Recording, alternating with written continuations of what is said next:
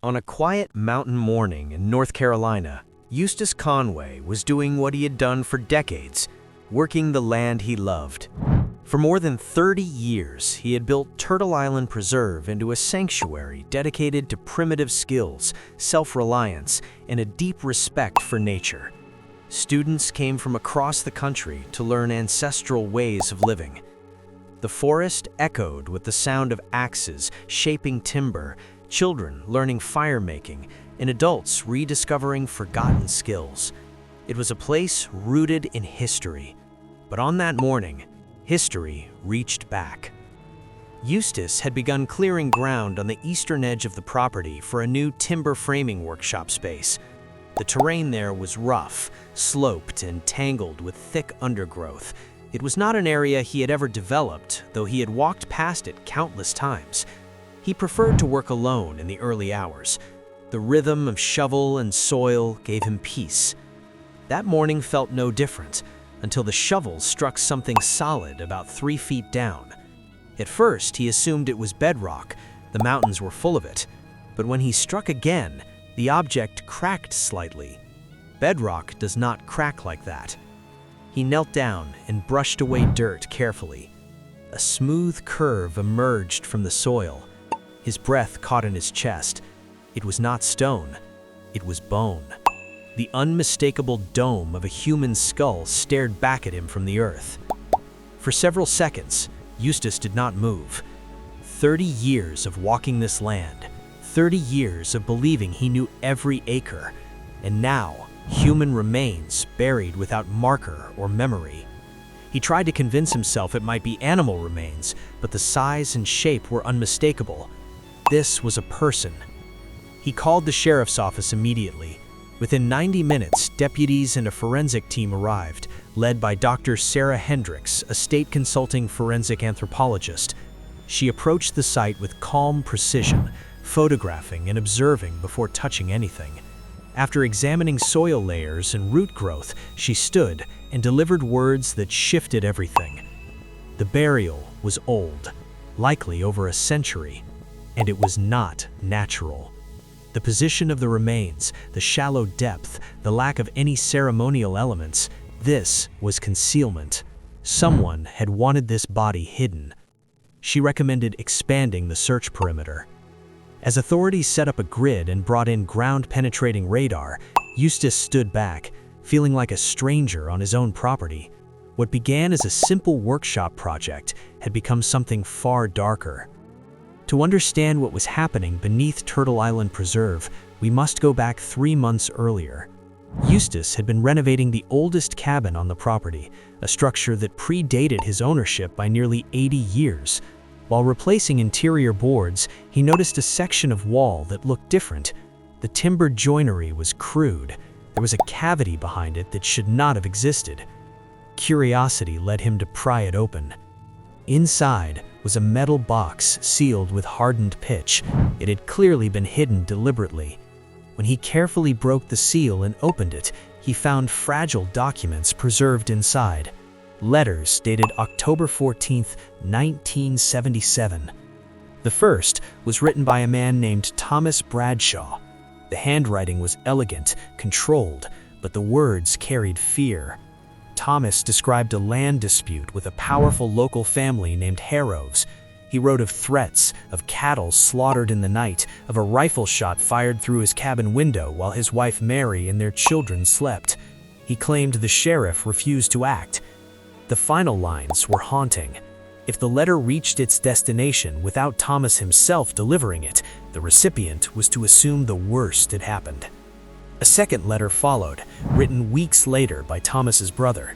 He reported that Thomas, Mary, and their children had disappeared after neighbors heard gunshots and screams on the night of November 7, 1977. He demanded an investigation. He suspected the Harroves. Then, there was a newspaper clipping from that same month. It stated that the Bradshaw family had abandoned their claim. No evidence of foul play. Their homestead reverted to county jurisdiction, and soon after, the land passed into Harrove hands. Eustace had sat in that cabin for over an hour, reading those documents repeatedly. The land he had purchased legally decades later might once have been stolen through violence. Now, as excavation continued, the forensic evidence began confirming the nightmare. Site Alpha 1, the grave Eustace first uncovered, contained the remains of an adult male, approximately 35 to 40 years old. His skull showed blunt force trauma, several ribs were broken. Most disturbingly, remnants of rope were found around the wrists. His hands had been bound. This was not a fight, it was an execution. Site Alpha 2 revealed an adult female, late 20s, blunt force trauma to the skull. Site Alpha 3, a child around 8 years old. Site Alpha 4, another child approximately 6, each burial shallow, each hidden deliberately. Then came the sixth site. Ground-penetrating radar suggested multiple individuals buried together. When excavation began, the mood shifted. By midday, the team confirmed 3 small skeletons in a single pit, 2 children and an infant. Their bones were positioned in a way that suggested closeness, arms aligned as if they had been clinging to one another. Dr. Hendricks stepped away from the site, visibly shaken. The evidence indicated they may have been buried alive. The mountain air felt heavier that day. The silence of the forest seemed to hold memory. News spread quickly throughout the surrounding communities. Elderly residents began coming forward with stories passed down from grandparents. A 92-year-old woman recalled her grandmother speaking of hearing gunshots the night the Bradshaws vanished. An elderly man revealed that his grandfather had been forced to help burn the cabin afterward and remembered blood on the walls and drag marks leading into the woods. At the time, no one dared speak openly. The Harrove family held influence. The sheriff was connected to them. The county judge favored them. The newspaper editor owed them money. Silence was survival. Then, one afternoon, a woman arrived at the gate of Turtle Island Preserve. Her name was Rebecca Bradshaw Collins. She was the great-great-granddaughter of Thomas Bradshaw. A history professor, she had spent years researching her family's disappearance. She carried a leather folder containing maps drawn by Thomas's brother a century ago. 6 small X marks marked suspected burial locations. They matched the forensic grid almost perfectly. Rebecca did not want revenge. She wanted truth. She wanted acknowledgement. Her family had lived for generations with a story they could not prove. But truth came at a cost. The Harrove name still held power in the region. Business owners, public officials, respected figures. Lawyers representing Harrove descendants soon sent cease and desist letters accusing Rebecca of defamation. Anonymous threats began appearing at Turtle Island. Tools were moved overnight. Equipment was vandalized. A dead coyote was hung at the gate with a note warning that some secrets should remain buried. For a brief period, the forensic team paused work due to security concerns, but Eustace could not step away. He had seen the remains. He had read Thomas's letter. He had met Rebecca. He faced a choice: protect the reputation of his sanctuary or stand with the truth buried beneath it. He chose truth. Eustace called a press conference at Turtle Island Preserve. Media outlets gathered. Rebecca stood beside him. He read excerpts from Thomas Bradshaw's 1897 letter. He detailed the forensic findings, and then he made a decision that stunned the region. He transferred ownership of the burial sites to Rebecca and the Bradshaw family, recognizing their right to properly bury their ancestors. He pledged to build a memorial on the property to ensure the story would never again be silenced. Community members applauded. Elders who had carried whispered memories for decades saw validation at last.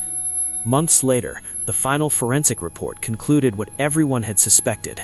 Thomas Bradshaw, Mary Bradshaw, and their 5 children were murdered in November 1897.